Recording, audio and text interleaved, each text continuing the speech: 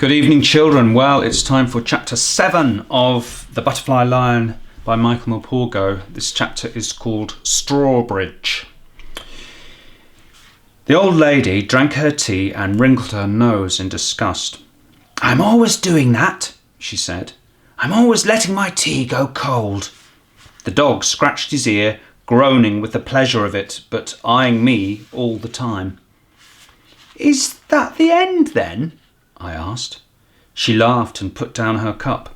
"I should say not," she said, and then she went on, picking a tea leaf off the tip of her tongue. "Up till now it's been just Bertie's story. He told it to me so often that I almost feel I was there when it happened, but from now on it's my story too." "What about the white lion?" I had to know. Did he find the white lion? Did he keep his promise?" The old lady seemed suddenly clouded with sadness. "You must remember," she said, putting a bony hand on mine, "that true stories do not always end just as we would wish them to. Would you like to hear the truth of what happened, or shall I make something up for you just to keep you happy?" "I want to know what really happened," I replied. "Then you shall," she said. She turned from me and looked out of the window again at the butterfly lion, still blue and shimmering on the hillside. Whilst Bertie was growing up on his farm in Africa with his fence all around, I was growing up here at Strawbridge in this echoing cold cavern of a house with its deer park and its high wall all around. And I grew up, for the most part, alone. I too was an only child. My mother had died giving birth to me, and father was rarely at home. Maybe that was why the two of us, Bertie and I, got on so well from the first moment we met. We had so much in common from the very start. Like Bertie, I scarcely ever left the confines of my home, so I had few friends.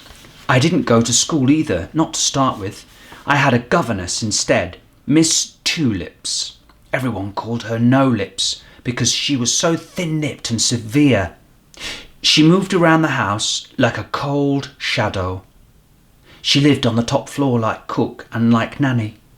Nanny Mason, bless her heart, brought me up and taught me all the do's and don'ts of life like all good nannies should. But she was more than just a nanny to me. She was a mother to me, and a wonderful one too. The best I could have had, the best anyone could have had. My mornings were always spent at my studies with No Lips, but all the while I was looking forward to my afternoons out walking with Nanny Mason, except on Sundays, when I was allowed to be on my own all day if father wasn't home for the weekend, which he usually wasn't. Then I could fly my kites when it was fine and read my books when it wasn't. I loved my books. Black Beauty, Little Women, Heidi. I love them all because they took me outside the park walls. They took me all over the world. I met the best friends I ever had in those books, until I met Bertie, that is. I remember it was just after my 10th birthday. It was Sunday and I was out flying my kites, but there wasn't much wind, and no matter how hard I ran, I just couldn't get even my best box kite to catch the wind and fly.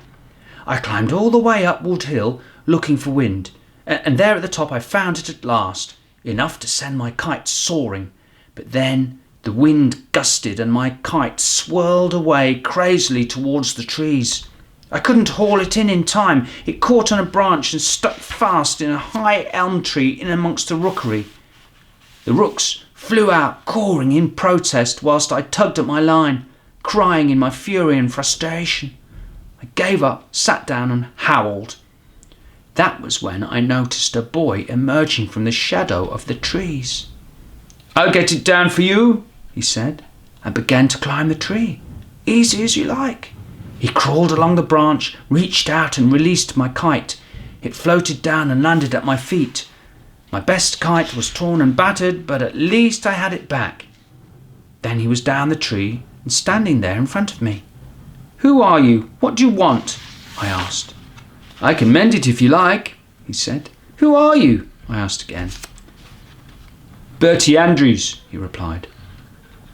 He was wearing a grey school uniform, and one I recognised at once. From the Lion Gateway I had often watched them on their walks, 2 by 2, blue school caps, blue socks. "You're from the school up the road, aren't you?" I said. "You won't tell on me, will you?" His eyes were wide with sudden alarm. I saw then that his legs were scratched and bleeding. "Been in the wars, have you?"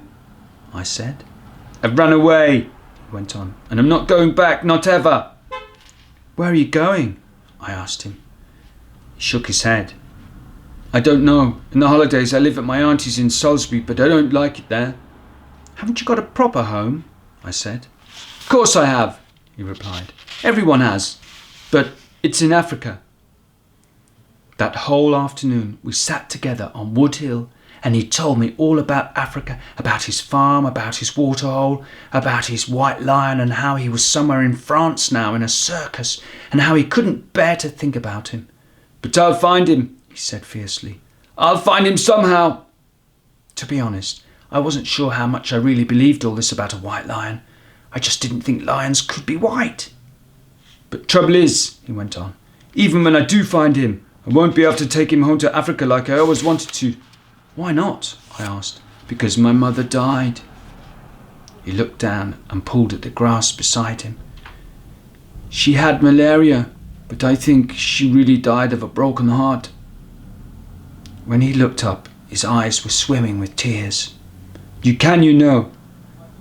Then my father sold the farm and married someone else. I never want to go back. I never want to see him again, never." I wanted to say how sorry I was about his mother, but I couldn't find the right words to say it. "You really live here, do you? In that big place? It's as big as my school." I told him then what little there was to know of me, all about father being away in London so much, about No Lips and Nanny Mason. He sucked at the purple clover as I talked. And when neither of us had anything more to say, we lay back in the sun and watched a pair of mewing buzzards wheeling overhead. I was wondering what would happen to him if he got caught. "What are you going to do?" I said at last. "Won't you get into trouble?" "Only if they catch me." "But they will. They're bound to in the end. You've got to go back before they miss you." After a while, he propped himself up on his elbow and looked down at me. "Maybe you're right," he said. "Maybe they won't have missed me yet. Maybe it's not too late. But if I go back, could I come again? I can face it if I can come again. Would you let me?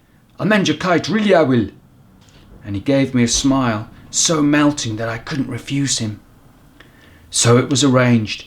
He would meet me under the big wych elm on Wood Hill every Sunday afternoon at 3, or as close to 3 as he could. He would have to come through the woods so that he could never be seen from the house. I knew full well that if No Lips ever found out, there'd be merry hell to pay, for both of us probably. Bertie shrugged and said that if he got caught, all they could do at school was beat him, and that once more wouldn't make much difference anyway. And if they expelled him, well then, that would suit him fine. So there we are. Tomorrow we shall find out what happens next in a chapter called And All's Well.